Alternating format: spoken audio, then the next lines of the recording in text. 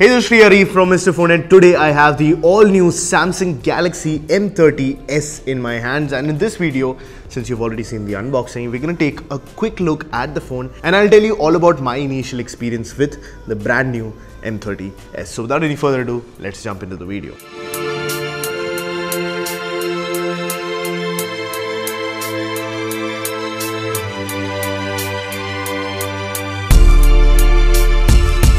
Of course, before we do that, don't forget to subscribe to the Mr. Phone channel and also hit the bell icon right next to it so that you get notified when we put out an awesome new video. So we begin with the design of the all-new M30s, and while it mostly looks like the previous M30 with of course a change in color that we'll talk about, there's one very big difference, and that is the camera module here. Now, while the number of cameras here are pretty much the same that we saw with the M30, because there were also 3 cameras here and an LED flash, Samsung decided to place the LED flash here, almost simulating a more wider camera array, which looks like the new iPhone 11 or the 11 Pro. So probably that was an attempt from Samsung, although the 11 and 11 Pro were launched very recently, so I don't know if Samsung thought about this, but surely this is something that looks more like the newest phones out there in the market. Now, talking about the rest of the design, it's pretty much the same. As I said, there is a fingerprint scanner here, which is pretty much shaped like the M30.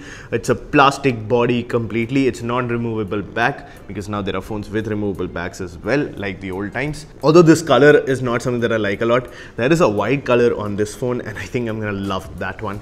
That said, one thing that I do not necessarily like in the design, and that's probably because this is a pre-production unit, but basically there is a flex in the body. So when I do this, I do hear some creaking in the phone. Now, I'm sure that this is because this is a pre-production unit. Samsung does do very well with production quality and with manufacturing quality.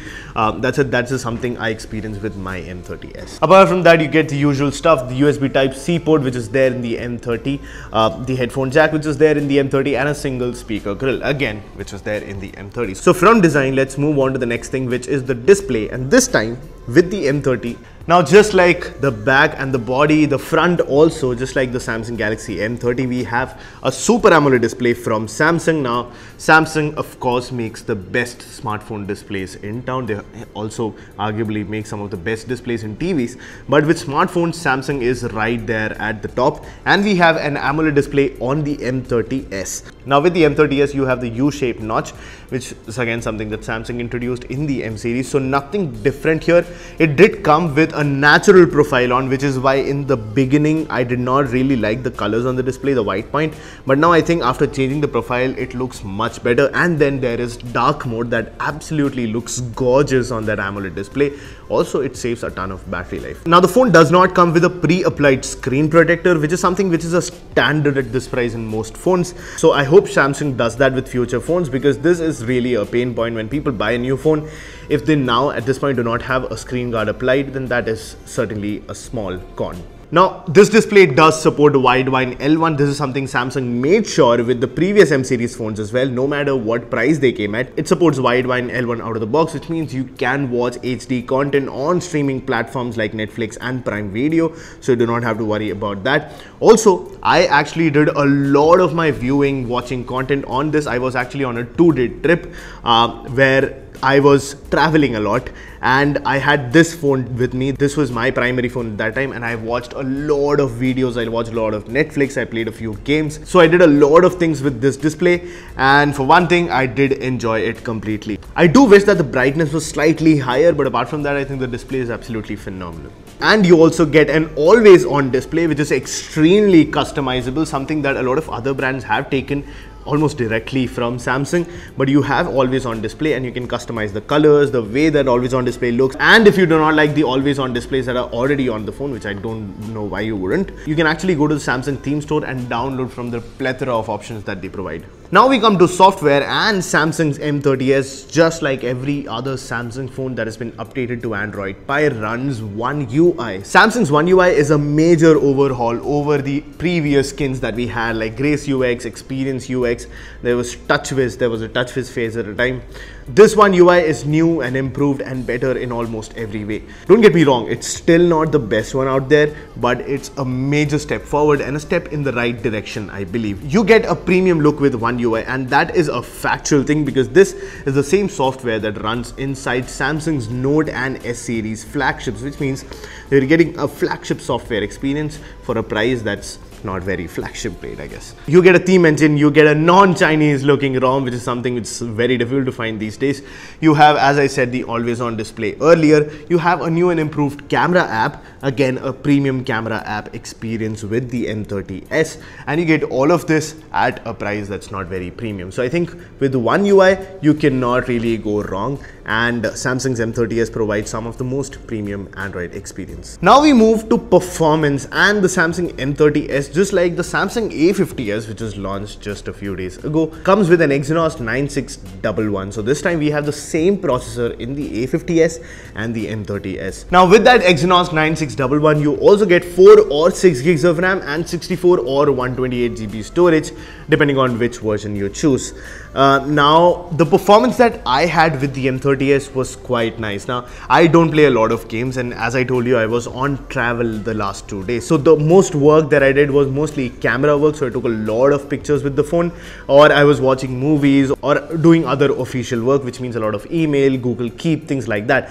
And for that the M30s was absolutely phenomenal. The 9610 was already a very good processor, so the 1611 with the upgrade is of course a good processor. It's certainly not for heavy gaming, it's not for high-end gaming, but if you do want to do the casual gaming, then the 9611 should be good enough. That said, what I can tell you, in the last 2 days it did not hang on me once. There was no lags that I experienced either. So I think for a daily user, the M30s's 9611 should be a good processor. Now we move on to the cameras. The cameras are clearly one of the most prominent parts on this phone, and we have a triple camera setup at the back. The main sensor is a 48 megapixel sensor. Now we are not clear if this is a Samsung sensor or a Sony sensor, because it could be both, because we have both sensors going under 20,000 rupees in India right now, so we don't know which sensor it is. If I had to choose a sensor to put inside a phone, then I would choose a Sony sensor, because in my experience the 48 megapixel Sony sensor has actually been performing better, but we don't know what sensor here Samsung has used.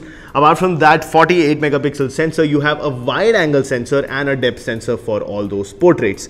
On the front you have a 32 megapixel sensor, and this one we do know is a Samsung sensor, because Samsung is the only one creating commercially available sensors which are 32 megapixels right now. So we have the 32 megapixel selfie sensor and the 48 megapixel with a wide angle camera and a depth sensor.